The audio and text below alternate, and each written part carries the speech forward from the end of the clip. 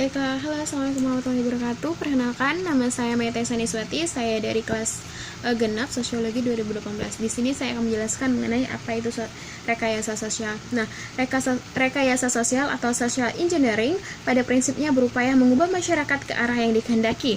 Dengan kata lain, rekayasa sosial merupakan perubahan sosial yang direncanakan atau planned social change. Dalam rekayasa sosial diupayakan kiat-kiat dan strategi-strategi untuk menjadikan kehidupan sosial menjadi lebih baik. Sebuah rekayasa sosial dilakukan karena situasi sosial berjalan tidak sesuai dengan apa yang diharapkan.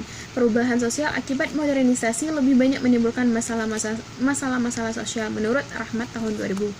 Sedangkan perubahan sosial melalui rekayasa sosial pertama-tama harus dimulai dari perubahan cara berpikir.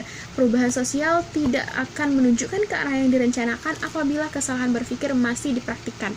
Kesalahan berpikir itu misalnya terjadi kebuntuan berpikir oleh berbagai kalangan, termasuk ilmuwan dan adanya mitos-mitos yang masih dipercayai oleh sebagian orang. Nah, rekayasa sosial sendiri dilakukan karena munculnya permasalahan sosial. Permasalahan sosial itu muncul karena adanya ketidaksesuaian antara apa yang seharusnya terjadi atau apa yang seharusnya diinginkan masyarakat dengan apa yang menjadi kenyataan di masyarakat. Nah, masyarakat adalah makhluk sosial yang mengalami dinamika sosial atau selalu mengalami perubahan, sehingga tidak selalu dalam kondisi statis.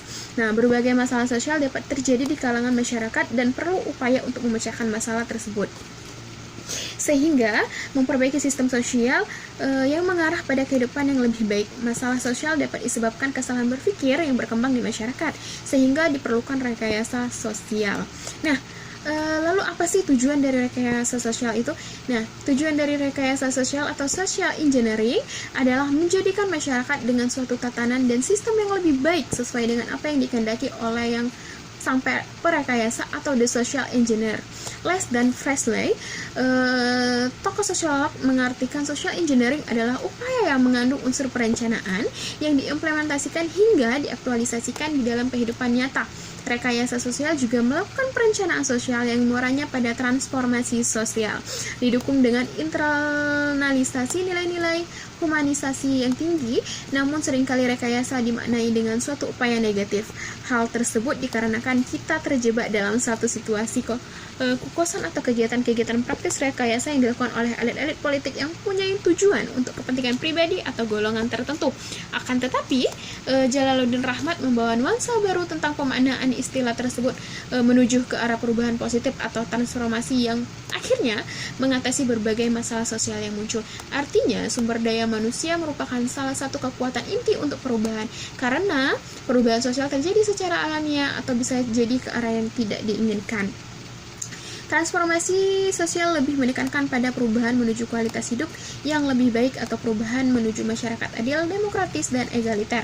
Maka upaya rekayasa ini muncul berawal dari masalah sosial, yaitu ketidakseimbangan antara apa yang kita cita-citakan di masyarakat itu tidak sesuai dengan apa yang terjadi di masyarakat itu sendiri. Nah, contoh yang saya ambil adalah bank sampah rekayasa sosial untuk pelestarian lingkungan. Nah, jadi sampah itu merupakan material sisa yang tidak diinginkan setelah berakhirnya satu proses. Sampah pada dasarnya merupakan konsep buatan manusia. Sampah dapat berada pada setiap fase materi padat, cair, atau gas. Ketika dilepaskan dalam dua fase yang disebutkan terakhir, terutama gas, sampah dapat dikatakan sebagai emisi atau polusi. Dalam kehidupan manusia, sampah dalam jumlah besar datang dari aktivitas industri yang dikenal juga dengan sebutan limbah, misalnya pertambangan, manufaktur, dan konsumsi. Untuk menanggulangi kondisi tersebut, diperlukan suatu tindakan guna mengurangi volume sampah yang sering kali berdampak negatif pada kesehatan dan lingkungan. Nah, hal ini dapat disalurkan ke tempat penampungan khusus untuk didaur ulang seperti bank sampah menjadi salah satu solusi, sehingga setiap sekolah dapat memberdayakan siswanya untuk memilah sampah organik dengan anorganik yang tidak hanya memberi nilai ekonomi, namun yang lebih penting mendidik siswa untuk peduli terhadap kelestarian lingkungan.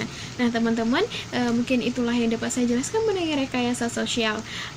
Saya akhiri, wassalamualaikum warahmatullahi wabarakatuh. Sampai bertemu di lain waktu.